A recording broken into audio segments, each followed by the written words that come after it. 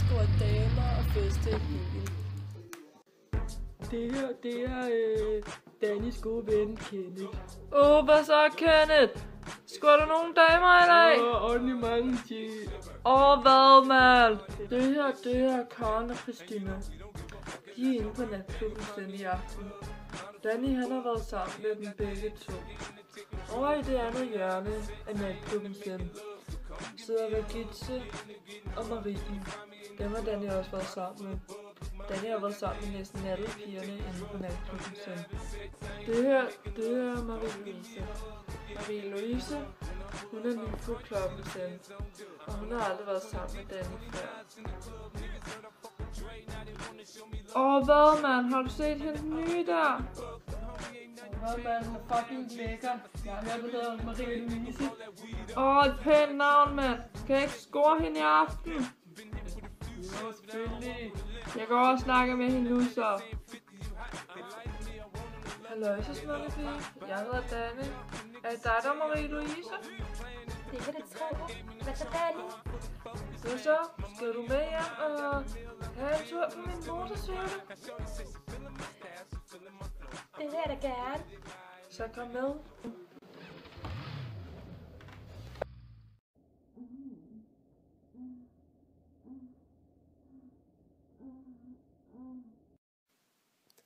Det her er Maria Louise. Hun bruger p-stav som præventionsmiddel.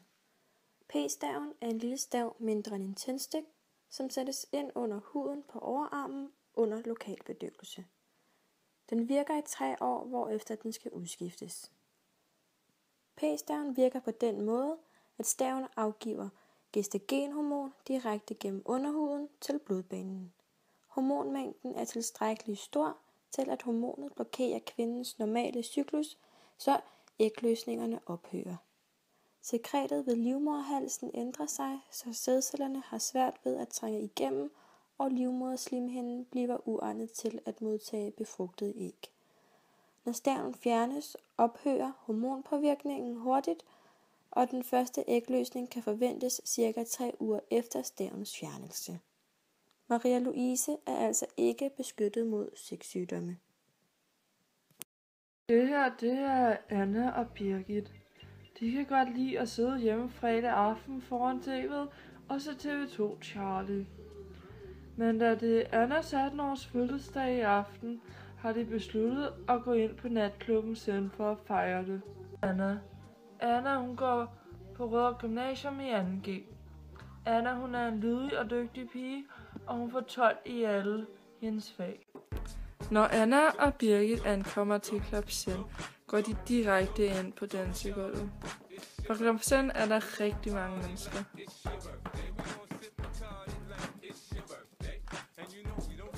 Senere hen ankommer Danny og Kenneth til klubben. Der er helt proppet. Og hvad, Kenneth? Prøv at tjekke de der piger på dansegulvet ud, mand. Og hvad, mand? Helt klart held for hende, den brunhårede. Så der var jeg gingeren. Okay, så lad os score dem, mand. Senere på aftenen, når Danny og Kenneth havde fået drukket Anna og Birgit rigtig fulde, gik de ud og fyrede den af på dansegulvet. Anna og Birgit blev så fulde, at de væltede rundt. Anna blev så fuld, at hun dansede rundt op på højtalerne.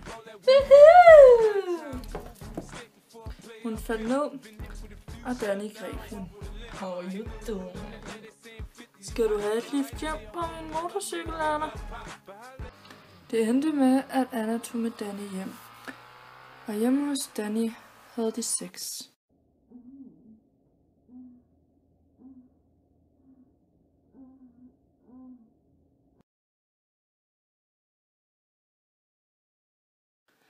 Ti dage efter, at Anna og Birgit var på Club Zen, sidder de hjemme i sofaen og snakker. Ej, Birgit, jeg tror, jeg har fået blærebetændelse. Ej, det var da ikke så godt. Måske skulle du tage til lægen og få det tjekket. Ja, lad mig tage til lægen.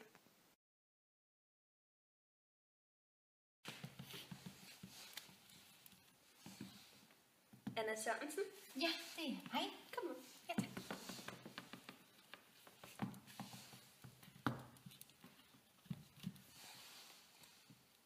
Ja, Jeg har haft nogle symptomer, som godt kunne ligne noget blærebetændelse. Jeg har læst noget på nettet. Jeg ved ikke rigtig, hvad det er. Kan du fortælle nogle af de symptomer, du har haft?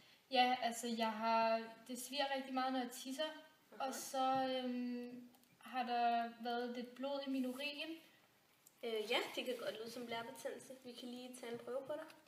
Det kan vi sagtens gøre. Kom med. Ja, vi har fået testresultaterne tilbage, og der er ikke tale om blærebetændelse. Okay. Men, du er blevet smittet af klamydia. Nej, Jamen, er det rigtigt? Ja. Så jeg vil spørge, hvornår har du sidst haft ubeskyttet samleje? Jamen, der var her for ikke så lang tid siden, der var jeg i byen, og så var der en fyr, som jeg måske... det har jeg. Er du klar over, hvor store konsekvenser det kan have ikke at bruge beskyttelse eller prævention? Jamen, han sagde, at han ikke havde noget, og så... Jeg var meget fuld, og så troede jeg på det. Jamen, du kunne endda have endt med at blive gravid, Anna. Ja. Men nu skal du så i behandling for klamydia, og det er ved en tabletkur. Okay. Ja. Så Hvad har det af konsekvenser for mig fremadrettet? jamen, du må huske at bruge prævention, beskyttelse til næste gang. Og kondom er jo det, der beskytter for både en uønsket graviditet og andre sexsygdomme. Så det må du huske til næste gang. Ja. Så jeg kan starte med at fortælle lidt om, hvad klamydia er. Ved du godt, hvad klamydia er, Anna? Nej, ikke rigtigt. Altså, klamydia er den mest udbredte kønssygdom i Danmark og smittes ved ubeskyttet samleje. Klamydia er en infektion i urinrøret, livmoderhalsen eller endetarmen. Og det er ikke altid, at klamydia giver symptomer. Symptomer vises ofte 7-21 dage efter smittetidspunktet. Men man kan ikke afvente på symptomer, fordi det er ikke alle, der får dem. Nogle gør, andre gør ikke. Så man skal straks søge læge, ligesom du har gjort. Okay, ja så. Infektionen er uden symptomer hos halvdelen af mænd og 3/4 af kvinder. Brug af kondom forebygger smitten. Hvis man har haft klamydia længere tid, nedsætter det endda fertilitet. Det vil sige, at du vil have svært ved at blive naturligt gravid. Derfor bliver du nødt til at passe på dig selv, og dermed beskytte dig for sexsygdomme.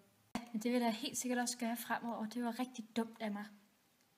Anna, ved du ellers, hvilke andre præventionsmidler der findes?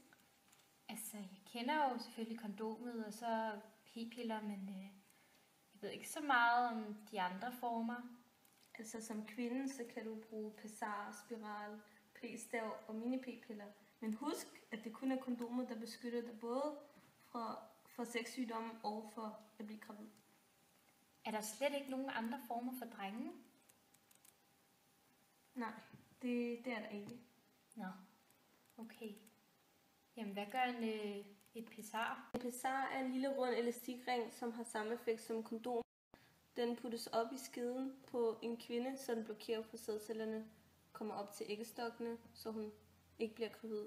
Men den beskytter ikke for sexsygdomme. Jeg skriver en recept til dig, så kan du komme ned på apoteket og hente det. Og husk nu at beskytte dig til næste gang. Ja, okay. Tusind tak for det. Selv tak. Hej. Hej hej.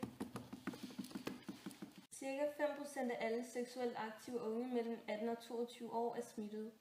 Og derfor skal enhver, der er smittet af klamydia, i behandling i form af tabletkur, som indeholder antibiotika.